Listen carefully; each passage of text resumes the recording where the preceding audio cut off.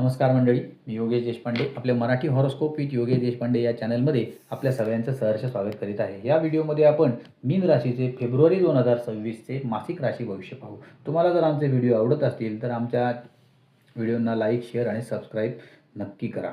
जर हे व्हिडिओ फेसबुकवर पाहत असाल तर फॉलो करा। या महिन्यामध्ये 3 फेब्रुवारीला बुध ग्रह कुंभ राशीत प्रवेश करेल, 6 फेब्रुवारीला शुक्र ग्रह कुंभ राशीत प्रवेश करेल, 12-13 फेब्रुवारीला सूर्य कुंभ राशीत प्रवेश करेल आणि 23 फेब्रुवारीला मंगळ कुंभ राशीत प्रवेश करेल। या 4 ग्रहांच्या कुंभ राशीतील प्रवेशामुळे मीन राशींच्या जातकांवर त्याचे काय परिणाम होतात ते पाहू। हा महिना मीन राशीतील जातकांसाठी मिश्रित रूपात फळदायी राहणार आहे।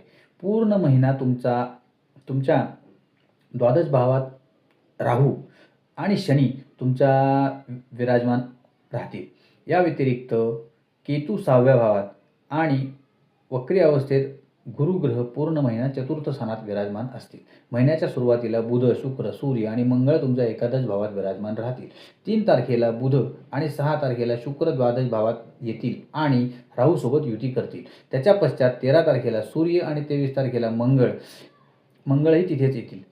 आर्थिक दृष्टिकोनातून महिन्याचा पहिला भाग अनुकूल असेल तर दुसऱ्या भागात खर्च वाढेल। महिन्याच्या उत्तरार्धात शारीरिक आरोग्यावर ही परिणाम होऊ शकतो। नोकरी करणारे लोक कठोर परिश्रम करू शकतील आणि चांगली बातमी अशी आहे की तुमच्या प्रयत्नांना पूर्ण यश मिळेल आणि तुमच्या कामाची प्रशंसा होईल।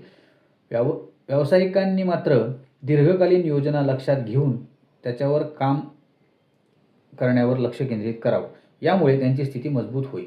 महिन्याच्या सुरुवातीला विद्यार्थ्यांना काही आव्हानांना समोर जावं लागू शकतं, त्यांचे लक्ष विचलित होऊ शकते, परंतु दुसऱ्या भागात ते त्यांच्या कठोर परिश्रमाने हळूहळू परिस्थितीवर मात करतील आणि त्यांच्या अभ्यासात चांगली कामगिरी करू शकतील। कौटुंबिक जीवन चांगले राहण्याची अपेक्षा आहे। प्रेम संबंधाचे परिणाम मिश्रित दिसू शकतात, तर वैवाहिक जीवन चांगले राहण्याची शक्यता आहे। या महिन्यात तुम्हाला परदेशी प्रवास करण्याची संधी मिळू शकते। मीन राशीच्या लोकांनी गुरुवारी देवगुरु बृहस्पतींचा बीज मंत्राचा जप करावा असा सल्ला आम्ही देतो। धन्यवाद।